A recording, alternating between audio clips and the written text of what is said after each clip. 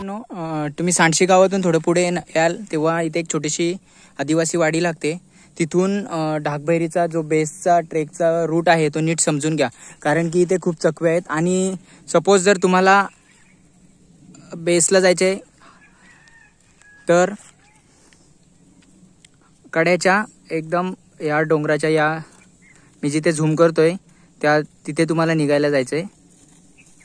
आणि मेनली तुम्ही गावातूनच रूट समजून घ्या, नाहीतर तुम्हाला खूप प्रॉब्लेम येईल, खूप चकवे लागतील आणि तुमचा टाइम वेस्ट जाईल.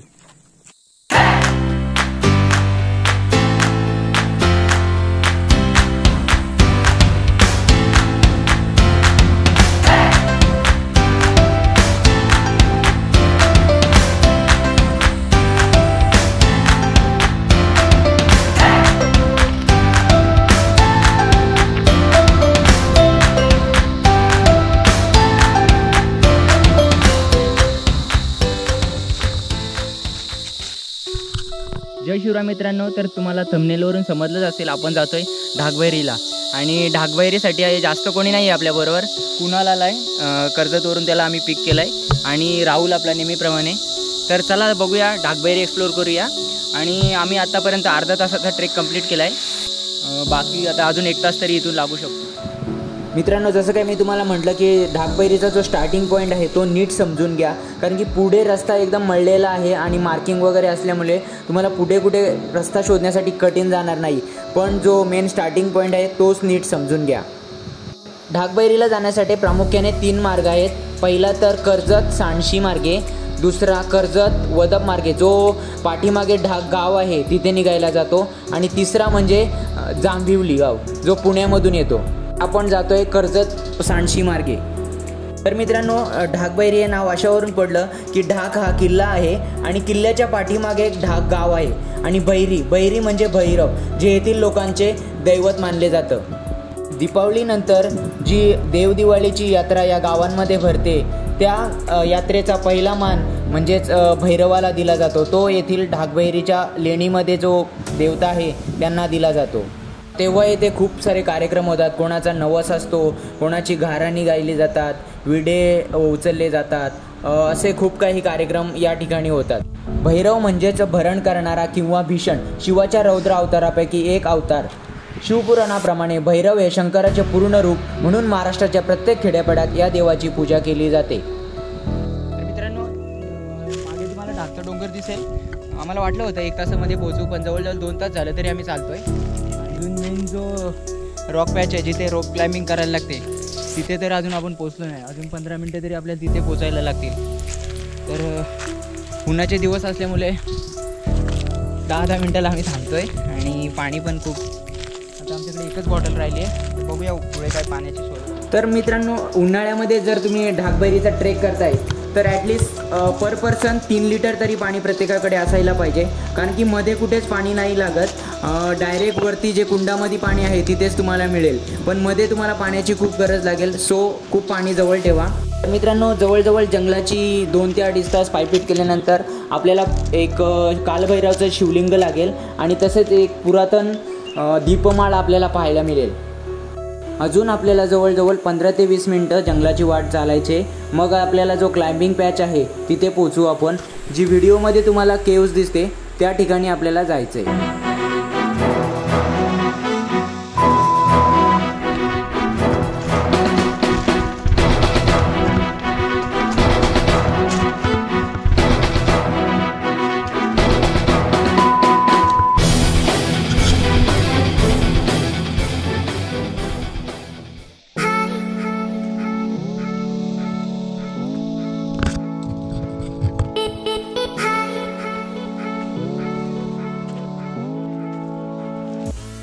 मित्रांनो, इथे थोडा स्लिपरी सरफेस आहे, त्यामुळे दोर वगैरे लावून ठेवलेला आहे. त्याचं हेल्प घेऊन तुम्ही चढू शकता, कारण की ते पाय खूप स्लिप होत आहेत.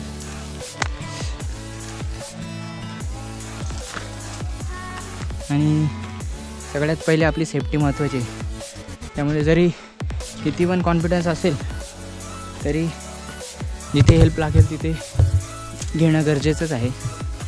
तर सेफ्टी फर्स्ट. तर मित्रांनो, ढाकबैरीचा जो मेन थरार आहे तो इथूनच चालू होतो. तुम्ही बघाल तर ह्या पायऱ्या एकदम जीवघेण्या आहेत. काही ठिकाणी तर लोखंडी सळया लावल्यात सपोर्टसाठी. आणि वरचा जो मेन पॅच आहे त्याला साखळदंड आहे आणि तिथे एक शिडी टाईप लाकडू ठेवण्यात आलं आहे. तसेच खूप वर्षापासून असलेल्या रस्स्या पण आहेत. तर मित्रांनो, तुम्ही ज्या रस्स्यांचा वापर कराल त्यांचा फक्त सपोर्टसाठी वापर करा. पूर्णपणे त्यांच्यावर विसंबून राहू नका, कारण की त्या खूप वर्षापासून असल्यामुळे कमकुवत पण झालेल्या आहेत. तसं तर हा ट्रेक तुम्ही वर्षभरात कधीही करू शकता, पण जर जोराचा वारा आणि पाऊस असेल तर हा ट्रेक टाळावा असे तरी मी तुम्हाला सांगेल. कारण की पावसाळ्यामध्ये या पायऱ्या थोड्याफार चिकट होतात आणि पाय घसरून पडण्याची शक्यता आहे आणि असे खूप सारे अपघात येथे झालेले आहेत. तर जरा जपूनच प्लॅन करा. तसेच धाकच्या किल्ल्याकडे जायचं झालं तर कळकरायचा जो सुळका दिसतोय तुम्हाला, त्या सुळक्याच्या खिंडीतून वर जावं लागतं. तसेच पुण्याकडून जो जांभिवली गावातून येणारा मार्ग आहे तो पण या कळकराईच्या सुळक्याच्या खिंडीतूनच येतो. महत्त्वाची गोष्ट म्हणजे वर जाताना जसा तुमचा कस लागतो तसंच साहस आणि धाडस तुम्हाला खाली येण्यासाठी पण लागेल. तर मित्रांनो, जर स्वतःवर पूर्णपणे विश्वास असेल तरच वर जाण्याचा निर्णय घ्या, नाहीतर खालचा जो मेन पॅच आहे खालूनच बघून तुम्ही माघार घेऊ शकता.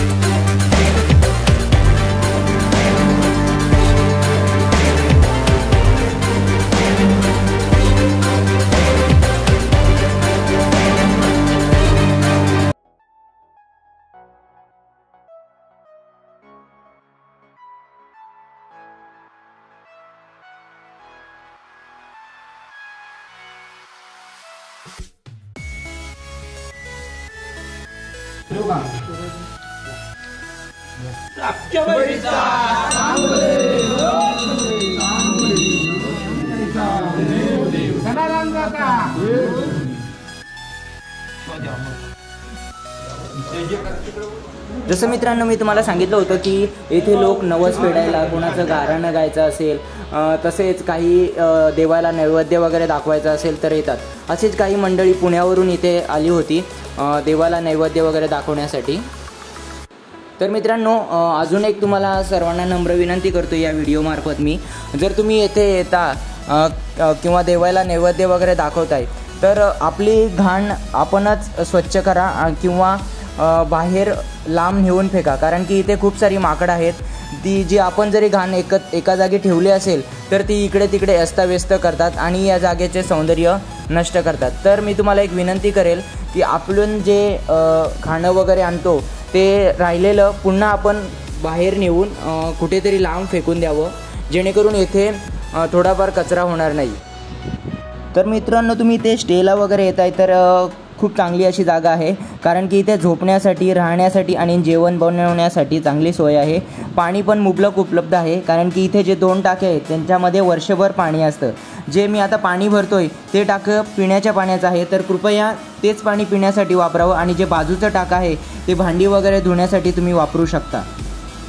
तर मित्रांनो, येथील जे कालभैरव दैवत आहे त्याची वराह पुराणामध्ये एक कथा अशी सांगितली जाते की एकदा ब्रह्मदेवाने शिवशंकराला कपाळी या नावाने संबोधले, तर आपला अपमान झाला आहे असे शिवशंकराला वाटले.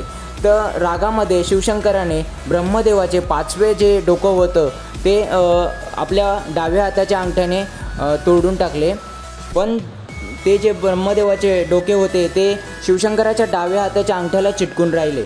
तर शिवशंकराला असे वाटले की आपल्या हाताने ब्रह्म पाप झालं आहे, तर ते धुण्यासाठी शिवशंकरांनी 12 वर्ष कपाली व्रत केले आणि 12व्या वर्षी काशीच पोचले. तेव्हा त्याच्या अंगठ्यातून ते ब्रह्मदेवाचे मस्तक होते ते गळून पडले. तेव्हापासूनच या देवास भैरव, कालभैरव, कधी कधी क्षेत्रपाळी असे म्हणतात, म्हणजेच जे काशीचे अधिपती आहेत ते क्षेत्रपाळी.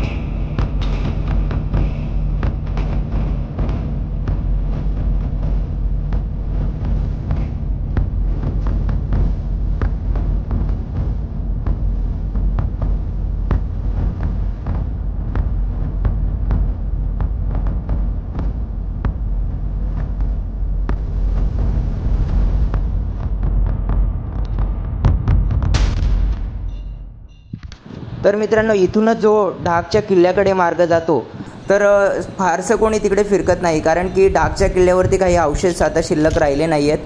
फक्त जे पाण्याचे टाके आहेत तेच पाहण्यासारखं आहे, बाकी तेथे काही अवशेष राहिले नाही आहेत. माझ्या मते हा किल्ला फक्त टेहळणीसाठी याचा पूर्वी उपयोग केला जात असावा असं तरी माझा अंदाज आहे. तर आपण ढाकबैरीचं दर्शन घेऊन इथूनच माघारी फिरतो आहे. तर मी आशा करतो आहे की तुम्हाला हा व्हिडिओ नक्की आवडला असेल. जर व्हिडिओ आवडला असेल तर आपल्या चॅनलला सबस्क्राईब करा आणि लाईक बटनसुद्धा हिट करा. धन्यवाद.